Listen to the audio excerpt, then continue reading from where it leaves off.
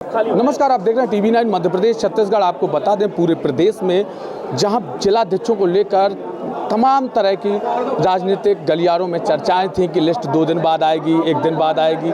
मगर अगर बात करें कल की, तो कल जहां 18 जिलाध्यक्षों के नाम चिन्हित हुए थे और लिस्ट जारी हुई, तो उसमें छतरपुर जिला भी चिन्हित है। अगर छतरपुर की बात करें तो चंद्रभान गौतम पुनः से दोबारा जिलाध्यक्ष बनाए गए हैं और यहाँ देख भी सकते किस तरह से यहाँ जो उनके मिलने वाले हैं, चाहने वाले हैं, वो लगातार उनको बधाइयाँ भी दे रहे हैं। अगर बात करें तो चंद्रभान गौतम पहले भी संगठन के लिए एक बड़ा काम करते रहे हैं। उज्जैन जैसे बड़े जिले में भी उस संगठन का काम किया है। उसके बाद यहाँ छतरपुर में उन्हें जिलाध्यक्ष बनाया गया था। मगर 1 वर्ष से कम समय तक वो जिलाध्यक्ष रहे। उसके बाद इन्हें दोबारा पुनः जिलाध्यक्ष बना दिया गया है, जिसको लेकर तमाम तरह की चर्चाएं थी जिलाध्यक्ष को लेकर। मगर संभावनाओं को काटते हुए आज अगर बात करें तो वो अब नए जिलाध्यक्ष छतरपुर के घोषित हुए हैं। अगर बात करेंगे तो वो राम राजा ऊर्छा के दर्शन करने के बाद सीधा छतरपुर पहुंचे थे।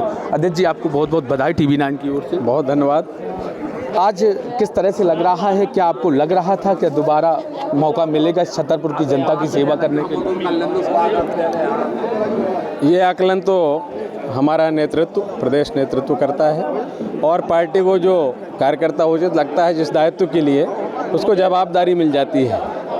हमारी पार्टी में, जैसा कि सब लोगों के ध्यान में भी है, परिवार के भाव से सबको काम मिलता है और लोग परिवार मान करके साथ में मिलजुल के काम करते भी हैं और वो भी आदर्श वातावरण में काम करते हैं। इसलिए यह एक प्रक्रिया है और इस प्रक्रिया का भी परिपालन पूरे बड़े व्यवस्थित ढंग से बूथ स्तर पर, मंडल स्तर पर और जिला के निर्वाचन का हुआ। तत्पश्चात पार्टी को लगा होगा कि इसको काम देना चाहिए अभी जिलाध्यक्ष के रूप में, तो पार्टी ने वो काम दे दिया। मिलजुल के सब लोग साथ में सबको लेकर के बढ़िया। कम समय मिला था मगर संगठन को कहीं ना कहीं मजबूती दे पाए आप, इसलिए तो बड़े।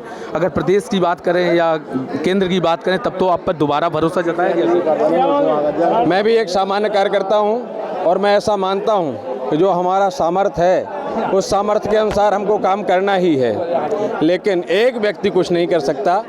हमारे ज़िले की पार्टी जो सशक्त हो रही है, जो मजबूती हमारी पार्टी को ज़िले में मिल रही है, इसके लिए वास्तव में देखा जाए और यदि क्रेडिट देना चाहिए, श्रेय देना चाहिए, तो हमारे ज़िले की बूथ स्तर तक के कार्यकर्ता को, जो प्राणपण से कोई भी कार्यक्रम आता है, दिन रात मेहनत करके, परिश्रम की पराकाष्ठा करके उसको पूरा करते हैं और एक आदर्श वातावरण में पूरा करते हैं। इसीलिए हमारा कार्यकर्ता देवतुल्य कार्यकर्ता कहलाता है। मैं अपनी ओर से ये क्रेडिट, ये श्रेय उन सभी देवतुल्य कार्यकर्ताओं को देना चाहता हूँ। मकर संक्रांति का दिन है आज, लोग पतंग उड़ाते हैं, मगर आपने सबसे तेज पतंग उड़ा दी।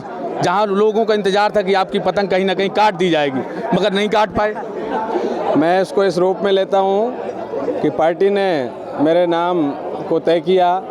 मुझे जानकारी जैसे ही हुई तो मैंने सबसे पहले सोचा कि प्रभु राम राजा के दर्शन कर लूं और राम राजा के दर्शन करके दूरभाष पे, मोबाइल पे भी और प्रत्यक्ष रूप पर भी बहुत अपने वरिष्ठ नेताओं का मुझे आज आशीर्वाद भी प्राप्त हुआ।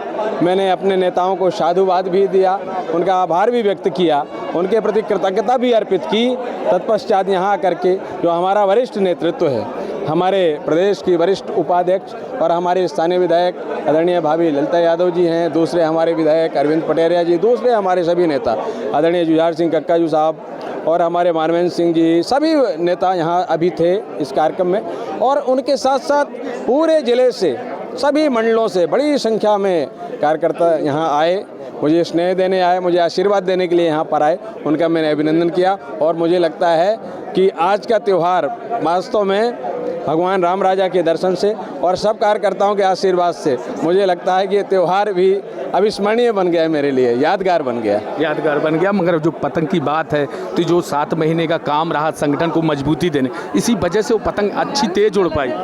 मैं भी एक कार्यकर्ता हूँ। मुझे लगता है कि प्रत्येक कार्यकर्ता को, मेरा ऐसा मानना है, मेरा व्यक्तिगत ऐसा मानना है कि पार्टी जब भी कोई जवाबदारी दे, कोई भी कार्यकर्ता हो, किसी दायित्व में हो, उसे पूरी ईमानदारी, निष्ठा के साथ और जितनी उसकी सामर्थ्य है उस परिश्रम के साथ काम को करना ही चाहिए। तभी मुझे लगता है हम आदर्श कार्यकर्ता कहलाने योग्य बनते हैं। मैंने जो मेरी सामर्थ्य थी, उस सामर्थ्य को, उस परिश्रम को करते हुए अपने वरिष्ठ नेताओं के मार्गदर्शन में उनके सानिध्य में जैसा पार्टी ने चाहा उस तरफ प्रयास करके उन परिणामों तक पहुंच पाने का मैंने भी प्रयास किया।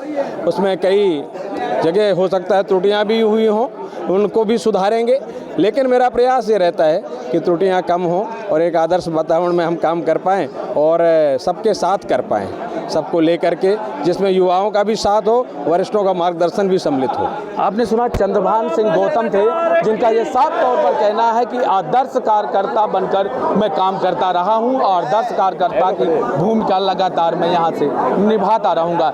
कहीं देश या केंद्र की बात करें तो भाजपा के जो आला कमान लोगों का जो भरोसा है, उस भरोसे को निखार देने का भी काम करूंगा। छतरपुर से TV9 के लिए प्रदीप सिंह।